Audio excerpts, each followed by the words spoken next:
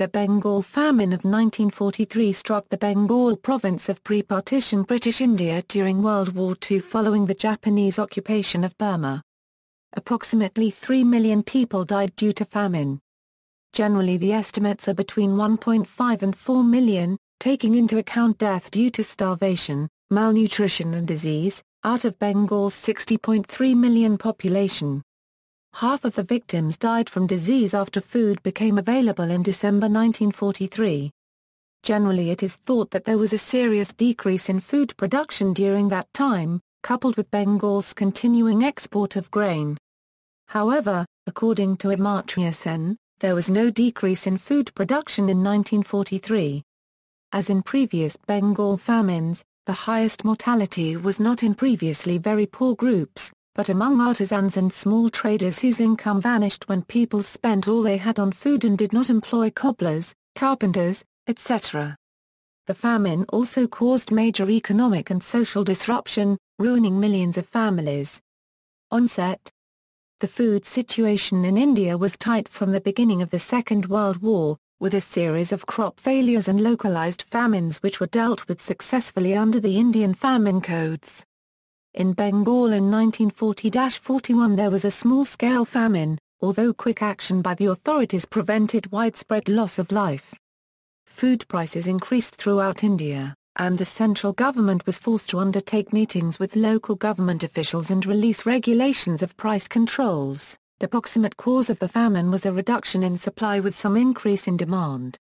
The winter 1942 Amani unregistered trademark rice crop, which was already expected to be poor or indifferent, was hit by a cyclone and 3 tidal waves in October. 450 square miles were swept by tidal waves, 400 square miles affected by floods and 3,200 square miles damaged by wind and torrential rain. Reserve stocks in the hands of cultivators, consumers and dealers were destroyed.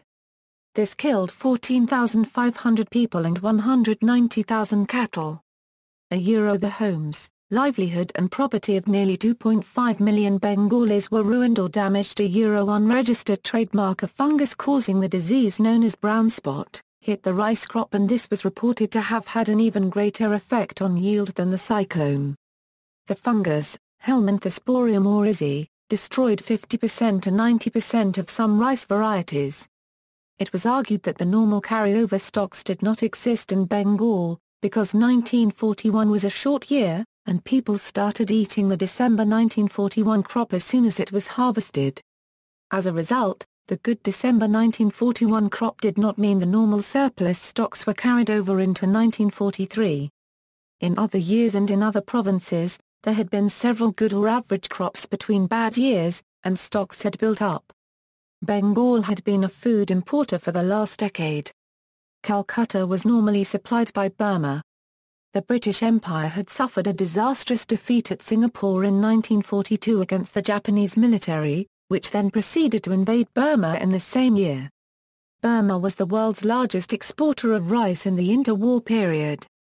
By 1940 15% of India's rice overall came from Burma, while in Bengal the proportion was slightly higher given the province's proximity to Burma. After the Japanese occupation of Burma in March 1942, Bengal and the other parts of India and Ceylon, normally supplied by Burma, had to find food elsewhere. However, there were poor crops and famine situations in Cochin, Trivandrum and Bombay on the west coast and Madras, Orissa and Bengal in the east. It fell on the few surplus provinces, mainly the Punjab, to supply the rest of India and Ceylon. India as a whole had a deficit, but still exported small quantities to meet the urgent needs of the British Indian Army abroad, and those of Ceylon. Bengal's food needs rose at the same time from the influx of refugees from Burma. The enormous expansion of the Indian Army probably did not increase total food demand in India, but it did mean significantly more local demand in Bengal. However, the effects of army consumption in causing the famine was clearly limited, as the army, mainly wheat-eaters, consumed very little extra in relation to India's supplies, and the army in Bengal was supplied externally. Lack of statistics was an important cause of the failure to recognize and tackle the famine. It was known by administrators and statisticians well before the famine that India's agricultural production statistics were not merely guesses, but frequently demonstrably absurd guesses. The statistics were described as entirely untrustworthy, and useless for any purpose.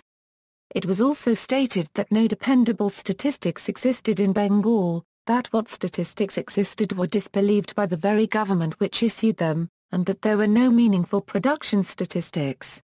The raw data were guesses or were invented, and the averaging procedure increased the error. Senior officers then changed the calculated figures according to their whim. About half the estimates were adjusted. Adjustments of 30% to 40% were common, and changes of 60% to 70% were not unknown. Bengal's agricultural statistics were particularly bad, because of its land tax system. In 1942, a revenue officer would guess at the area planted and the probable yield for a 750,000-acre area to give a crop forecast for that area. These forecasts were aggregated and adjusted by successive levels of Department of Agriculture officials. It is not known if the forecasts were adjusted after the cyclone, or on what basis this could be done. There were no measures of actual yields or area. The official first crop forecast on October 5, before the cyclone, was reduced by 6% for the second crop forecast in December, at harvest time, and by a further 6% for the final third crop forecast in February, making it 1.2 million tons lower than the 10-year average of 6.2 million tons. It is not known if these adjustments were meant to allow for the cyclone. However, the Director of Agriculture had believed before the cyclone that his department's official forecast overstated actual expected production by a quarter. The officials responsible for food, such as Pinnell and Braund, used a wide range of other estimates, cross-checking them against observable facts.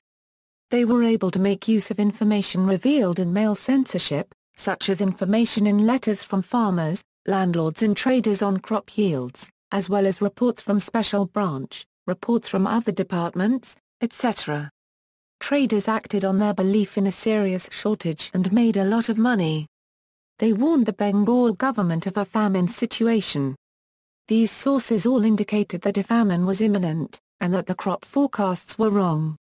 Subsequent research done by the Indian Statistical Institute using statistically valid samples and crop cuttings showed large errors. Survey estimates ranged from 47% to 153% of the official estimate. The discrepancies also varied from year to year. For instance, the sample estimate of the jute crop was 2.6% above the official estimate in 1941 and 52.6% above it in 1946. This rules out analysis based on the level of the production forecast and, in particular, on year-to-year differences in production forecasts. There are some figures on shipping and rail deliveries of rice to Calcutta, but none on imports by Bengal as a whole. Most trade was informal and took place by river boat.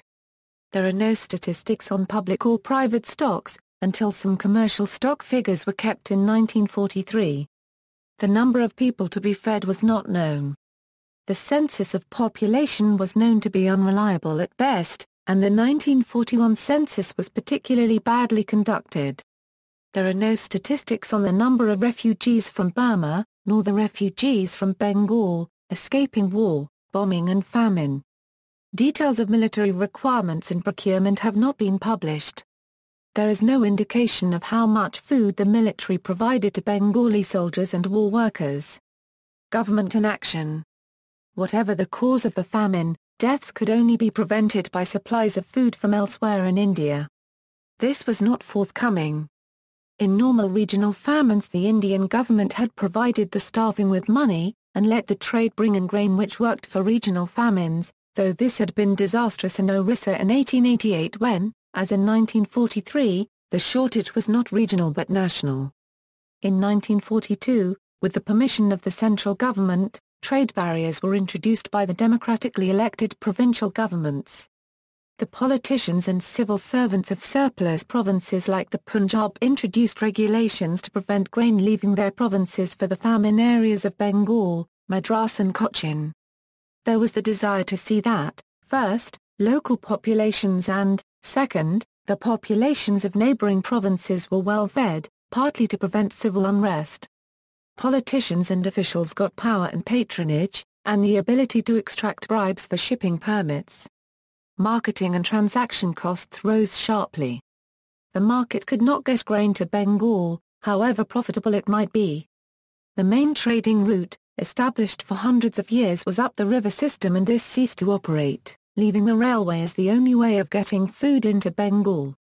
Grain arrivals stopped, and in March 1943, Calcutta, the second biggest city in the world, had only 2 weeks' food supply and stock. The government of India realized a mistake had been made and decreed a return to free trade. The provinces refused.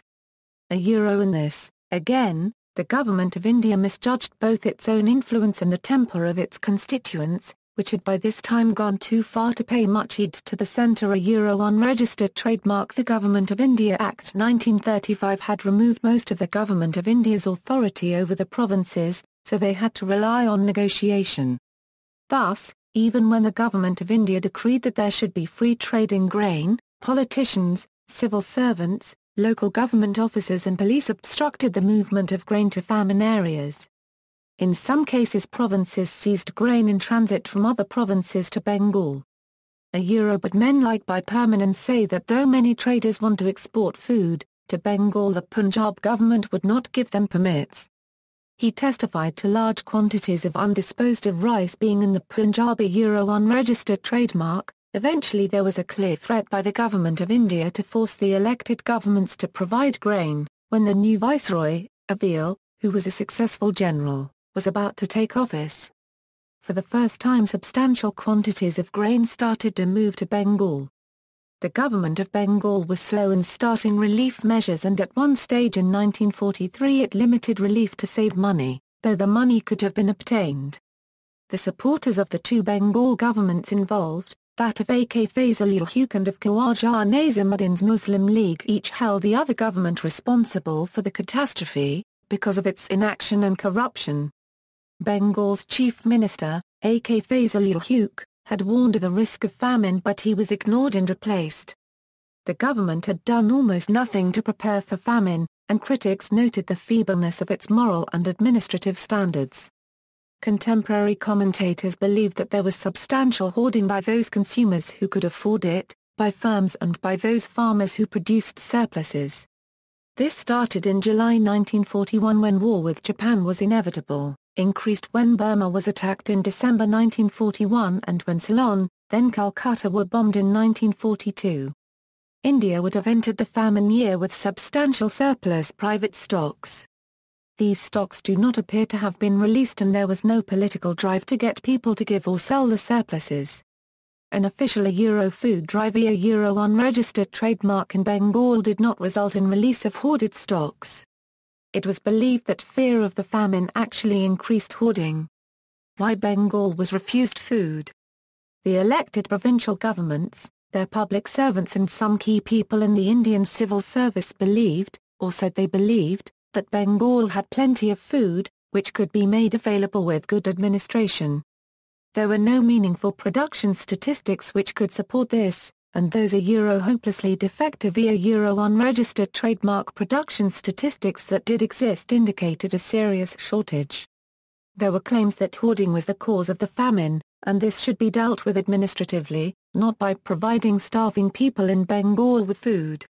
And at the Third Food Conference in Delhi on the 5 to July 8, the suggestion that the only reason why people are starving in Bengal is that there is hoarding was greeted at the conference by the other provinces with applause. Unregistered trademark. Similarly, some officials in the Government of India refused to accept the evidence on the ground, preferring their own idiosyncratic interpretations of the market. As late as November 1943, the Government of India would admit no intrinsic shortage in Bengal in the spring of 1943 and, even in November, at the height of the famine, the Director General of Food in the Council of State said that the major trouble in Bengal has been not so much an intrinsic shortage of essential food grains as a breakdown of public confidence. Unregistered trademark. On October 19, 1943, when the famine was at its peak, Abil noted in his journal on the food situation Linlithgow, the outgoing viceroy says chief factor morale. That is panic hoarding for hoarding to have created the amount of hunger and death recorded. If there had, indeed, been adequate supplies, it would have been necessary that the richest 10% of Bengal's population, the only ones who could afford it, to lay in 2 years' rice supply for themselves, in addition to the stocks accumulated in the previous 2 years, and to keep it in stock until the end of the war, while their neighbors starved. There was never any suggestion that anything of the sort happened, which is strong evidence against the hoarding explanation. There was a widespread claim, unevidenced, that there was no shortage really, that there was plenty of rice available but traders were stockpiling it to make speculative profits. In fact, there was strong evidence that this was not so. Extensive investigations by police, special branch and officials, backed up by rewards for information, found no examples. Raids on traders found that they had significantly smaller trading stocks than they had in normal years. This was confirmed when there was no release of surplus stocks when the famine ended. Only if speculators had stored more than usual, and not released it during the famine year, would they have increased the number of deaths. There is ample evidence that they did not. Such claims of speculation causing famine have been ridiculed by economists since Adam Smith. Similarly, it was claimed, without evidence or calculation, that the 1% to 2% of the Bengal population whose purchasing power increased because of the wartime inflation and war expenditure ate so much more than usual that 2/3 of the population went hungry, euro 10% very hungry indeed, with half of this 10% dying of starvation and disease. A quick calculation would have shown that this explanation requires that on November 1, 1942 the small group with increased purchasing power started eating 12 to 46 times more than usual per head and that they reverted to normal consumption in December 1943. The working class cost of living index rose by 15% to 20% per annum from 1939, euro 46, with a sharp rise in cities and famine districts in 1942 March because of famine-level rice prices, returning to the average level afterwards. Most contemporary sources refer to massive corruption by public servants, politicians and trading companies. Most contemporary commentators thought the Hindu-Muslim conflict a serious factor. It was even claimed by a leading politician that Bengal had been deliberately starved out by other provinces, a unregistered trademark which refused to permit the export of grain. Supplies from other countries, any imports would have had to come from Australia, North America or South America. Some supplies from Australia entered the region. The main constraint was shipping. The Battle of the Atlantic was at its peak from mid-1942 to mid-1943, with submarine wolfpacks sinking so many ships that the Allies were on the verge of defeat, so shipping could not be spared for India. By August 1943 Churchill refused to release shipping to send food to India. Initially during the famine he was more concerned with the civilians of Nazi-occupied Greece compared with the Bengalis, noting that the starvation of anyhow underfed Bengalis is less serious than that of sturdy Greeks. Administrative and policy failures. The Famine Inquiry Commission documents a large number of administrative, civil policy and military policy failures. Significantly, no other famine-struck country has published such criticisms of its own government's actions. The failure to set up a food administration in 1939 and prepare for rationing was the key failure. The failure to enforce an India-wide food policy with an equality of sacrifice was another. Without this, the administrative controls must prevent any meaningful intervention. Political and administrative failures to set up a system for seizing surplus food in surplus areas also contributed. There were many others which added to local shortages or otherwise increased the death rate, but were not causes of the famine. During the Famine Inquiry Commission's investigation, one official stated that we felt difficulty about one thing. That was lack of one coordinating authority at the time of famine. In the middle of 1942, British authorities feared that the Japanese would follow up their conquest of Burma with an invasion of British India proper by way of Bengal. A scorched earth policy was hastily implemented in the Chittagong region, nearest the Burmese border, to prevent access to supplies by the Japanese in case of an invasion. In particular, the army confiscated many boats, fearing that the Japanese would commandeer them to speed and advance into India.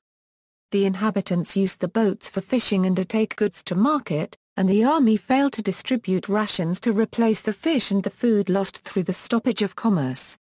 The dislocation in the area forced many of the male inhabitants into the military labor corps, where at least they received rations, but the breakup of families left many children and dependents to beg or to starve. In December 1942 there was a shortage in Calcutta itself. Therefore, government focused on getting supplies to Calcutta by trying to buy surplus stocks in the region. The quantities that district officers were able to locate and purchase were considered too small to end the famine, so the government introduced free trade in rice in eastern India, hoping that traders would sell their stocks to Bengal. However, this measure also failed to move large stocks to Bengal. In April and May there was a propaganda drive to convince the population that the high prices were not justified by the supply of food, the goal being that the propaganda would induce hoarders to sell their stocks. When these propaganda drives failed, there was a drive to locate hoarded stocks. H.S. Swaramudi, Bengal's Minister of Civil Supplies from April 24, 1943, announced that there was no shortage of rice in Bengal and introduced a policy of intimidating a euro hoarder as a euro unregistered trademark. This caused looting, extortion and corruption but did not increase the amount of food on the market. When these drives continually failed to locate large stocks, the government realized that the scale of the loss in supply was larger than they had initially believed. The Indian Army and Allied troops acted only after Reviel became viceroy and got permission from the Bengal government. They had vehicles, fuel, men and administrators, which the civil authority did not, so they were much more effective than the civil authority in getting food to the starving outside Calcutta. The distribution was difficult and continued for 5 months after the November-December 1943 crop was harvested. However, they did not have much food to distribute. During the course of the famine, 264,000 tons of rice, 258,000 tons of wheat and wheat products, and 55,000 tons of millet were sent to Bengal from the rest of India and overseas in order to relieve the famine. 1 ton feeds 5.75 people for a year at normal consumption, perhaps 8.2 at emergency survival rates. Various guesses were that the rice production in Bengal was 1.2 a euro 2.5 million tons below the 10-year average. Food prices were high in mid-1942, reflecting the belief that India was in deficit. They rose sharply when the cyclone destroyed a quarter of Bengal's rice crop, and evidence of shortage elsewhere in India and elsewhere in the region emerged, and they continued to rise sharply as the famine bit. Repeated efforts to break the Calcutta market, our euro unregistered trademark, and reduce prices by dumping grain on the market failed. The quantities of grain available for intervention were minuscule in relation to the shortage. There was the normal seasonal speculation which puts up prices, forcing the population to reduce consumption and so spread what is available throughout the year. The high prices determine who is to die, the poor, rather than increase the number of deaths. Other famines in India. The Bengal famine may be placed in the context of previous famines in Mughal and British India. Deccan famine of 1630 euro 32 killed 2 million. An estimated 10 million died in the Great Bengal famine of 1770 and 11 million in the Shaliza famine in 1783. During the British rule in India there were approximately 25 major famines spread through states such as Tamil Nadu in South India, Bihar in the north, and Bengal in the east. Altogether, between 30 and 40 million Indians were the victims of famines in the latter half of the 20th century. Revisionists, the orthodox explanation of the famine, from the Famine Inquiry Commission of 1945 was that the Indian provincial and national governments and the British government chose to believe, without evidence and in denial of the evidence, that Bengal had plenty of food available, and so they provided far less food relief than was needed, and many people died. Amartya Sen challenged this orthodoxy, reviving the claim that there was no shortage of food in Bengal and that the famine was caused by inflation, with those benefiting from inflation eating more and leaving less for the rest of the population. Sen claimed that there was in fact a greater supply in 1943 than in 1941, when there was no famine. This is the explanation that the Bengal government and other governments believed and acted on in 1943. Some of the dispute is based on matters of fact. Sen bases his argument entirely on small differences in one of the series of crop forecasts over 10 years. He claims these forecasts are extremely accurate, but contemporary civil servants and statisticians considered the forecasts meaningless even before they were adjusted by civil servants and politicians. Sen also rejects the orthodox belief that reduced carryover of rice from the previous crop year was a contributing factor. Bobrick claims that Sen misrepresents the facts in his sources in more than 30 instances, and Tauger makes similar claims on a different set of statements by Senator Goswami, and Dyson and Maharatna show misrepresentation too. There is also dispute based on what the theories explain. Sen does not explain why the wartime inflation and boom did not cause famine in other war years, but the Famine Inquiry Commission explanation does. The Famine Inquiry Commission explains why the famine lasted only between one poor harvest and the next good one, which Sen's explanation does not. Sen does not explain why the Bengal government's policy, which was based on the same diagnosis as his own, did not prevent the famine. The Famine Inquiry Commission explanation does. Sen does not provide evidence on what happened to the food that he says existed in Bengal. Bobrick argues that it is physically impossible for people to eat the quantity of food needed to cause a famine in the way Sen describes, 2 to 4 weeks normal food supply each day. Paul Greenough accepts Amartya Sen's estimate of food availability and showed that this implies that some cultivators and landlords ate far more than in normal years and increased personal security stocks, with the result that far less rice was on the market than in 1941. He says that they were able to do this because high prices meant they did not have to sell so much to meet their cash needs.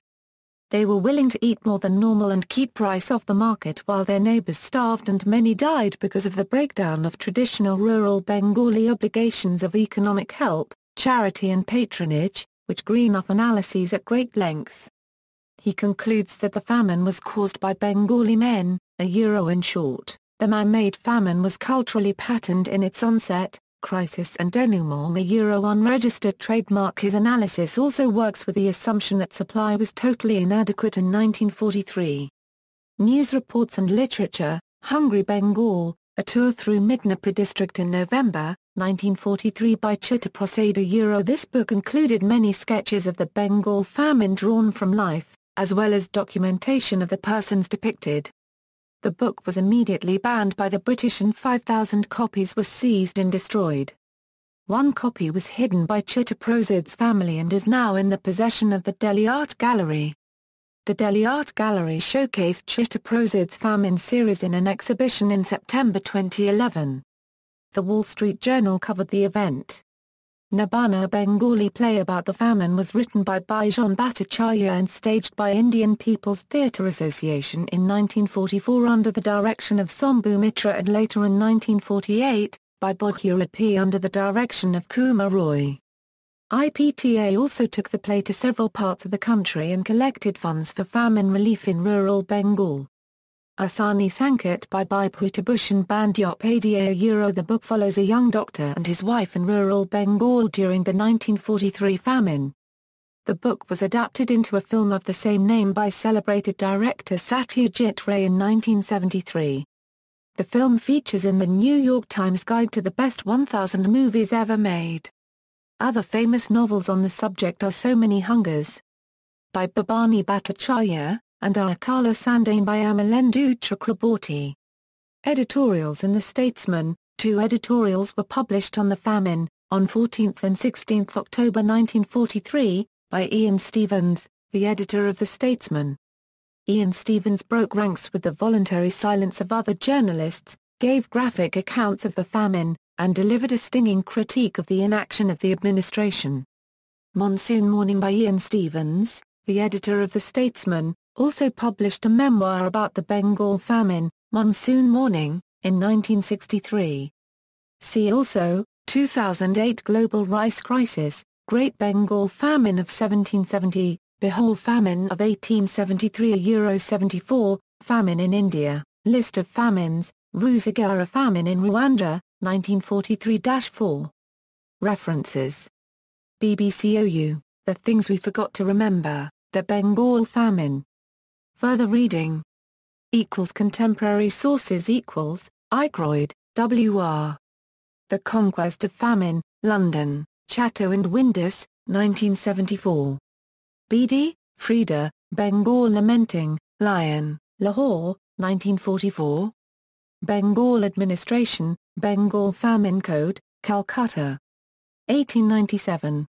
Bengal Land Revenue Commission report cited in Mahalanobis, Baisha, B.M. Famines in India, Asia Publishing House, Bombay 1967. Bowley, A.L. and D.H. Robertson A Scheme for an Economic Census of India, Delhi. Cited in Dewey, C., a Euro-Patwari and Chaukidar, Subordinate Officials in the Reliability of India's Agricultural Statistics, a Euro Unregistered Trademark, pages 280, a Euro 314, cited in Mahalanobis, Dewey, C. and Hopkins, A.G., The Imperial Impact, Studies in the Economic History of Africa and India, Athlone Press. Bobrick.org.uk, Braunt, H.B.L., Famine in Bengal, TypeScript 1944. British Library Doc D 792, Chandra, Malesh, Report to Calcutta Statesman, cited in Stevens, Department of Anthropology, Calcutta University, quoted by Rajan, NSR. A Euro Famine in Retrospect, a Euro Unregistered Trademark, Pamda Publications, Bombay, India, 1944, Desai, R.C., Standard of Living in India and Pakistan, 1931-2 to 1940-41, Popular Book Depot, Bombay, 1953. Dutt, T.K., Hungry Bengal, Indian Printing Works, Lahore, 1944. Famine Inquiry Commission Final Report, Madras, Government of India. 1945b, Famine Inquiry Commission, Report on Bengal, New Delhi, Government of India, 1945. Bobrick.org.uk. Retrieved April 20, 2011. Famine Inquiry Commission Report on Bengal. Famine Inquiry Commission 1945. Famine Inquiry Commission. Evidence to the Commission, Frere, Sabatal, on the impending Bengal famine, how it will be met and how to prevent future famines in India, London, John Murray, 1874, Osh, K.C. Famines in Bengal, 1170, a Euro 1943, Calcutta, Indian Associated Publishing, 1944. Osh, T.K.O., The Bengal Tragedy, Hero Publications, Lahore. 1944. Government of India, Report on the Marketing of Rice in India and Burma, Government of India Press, Calcutta. 1942. Hunter, W. W. Famine Aspects of Bengal, Simla 1873. Famine Inquiry Commission Final Report. India, Famine Inquiry Commission 1945. Knight, Henry, Food Administration in India, 1939-47. Imperial Council of Agricultural Research Sample Surveys for the Estimation of Yield of Food Crops, 1944-49. Cited in Dewey, C., a Euro-Patwari and Chaukidar, Subordinate Officials in the Reliability of India's Agricultural Statistics, a Euro Unregistered Trademark, pages 280, a Euro 314, in Dewey, C. and Hopkins, A.G., The Imperial Impact, Studies in the Economic History of Africa and India, Athlone Press. Bobrick.org.uk, Mahalanobis, P.C., a Euro Sample Surveys of Crop Yields in India, Sankar, 7, p. 269, Mahalanobis, P.C. Proceedings of the National Institute of Sciences of India, X pages 71. Organisation of Statistics in the Post-War Period. Mahalanobis, P.C. Recent Experiments in Statistical Sampling in the Indian Statistical Institute.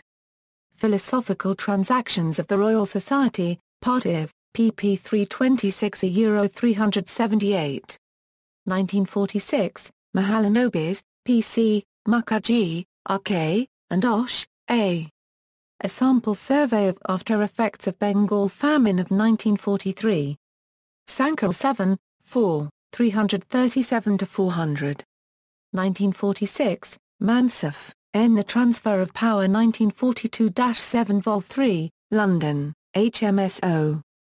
1971, Mansaf, N. The Transfer of Power 1942-7 Vol. 3, London, HMSO. 1971. Mansaf, N. The Transfer of Power 1942-7 Vol. 4, London, HMSO. 1973, Mansaf, N. The Transfer of Power 1942-7 Vol. 4, London, HMSO. 1973. Massafield, G.B., Famine, Its Prevention and Relief, Oxford, OUP. 1963. Moon, P., Aviel, The Viceroy's Journal, OUP, Oxford 1973. Padme Naban, S.Y. The Great Bengal Famine, Annual Review of Phytopathology 11, 1973, pages 11-26. Pants, V.G. Report on the Scheme for the Improvement of the Agricultural Statistics 1954 Delhi. Delhi. Palkar, S.A., Real Wages in India 1939 1950 International Book House, Bombay. 1962. Pinnell, L.G., The Pinnell Archive on the Bengal Famine, Evidence to the Famine Inquiry Commission 1944. British Library .eu Doc 911. Rajan, N.S.R., Famine and Retrospect, Pamda Publications, Bombay. 1944. Report of the Royal Commission on Agriculture in India, Parliamentary Papers 8, pages 605. Cited in Dewey, C., a Euro-Patwari and Chaukidar, Subordinate Officials and the Reliability of India's Agricultural Statistics, a Euro Unregistered Trademark, pages 280 a Euro 314, in Dewey, C. and Hopkins, A.G., The Imperial Impact, Studies in the Economic History of Africa and India, Athlone Press. Bobrit.org.uk, Travaskis, H.K. The Punjab of Today, 2 vols, Lahore, Dewey, C., a Euro-Patwari and Chaukidar, Subordinate Officials and the Reliability of India's Agricultural Statistics, a Euro Unregistered Trademark, pages 280 a Euro 314, cited in Dewey, C. and Hopkins, A.G., The Imperial Impact, Studies in the Economic History of Africa and India, Athlone Press. Bobrit.org.uk, Stevens, I. Monsoon Morning, London, Ernest Benn 1966. External links, Bengal Famine Materials in the South Asian American Digital Archive, Hungry Bengal, War, Famine, Riots, and the End of Empire 1939-1946.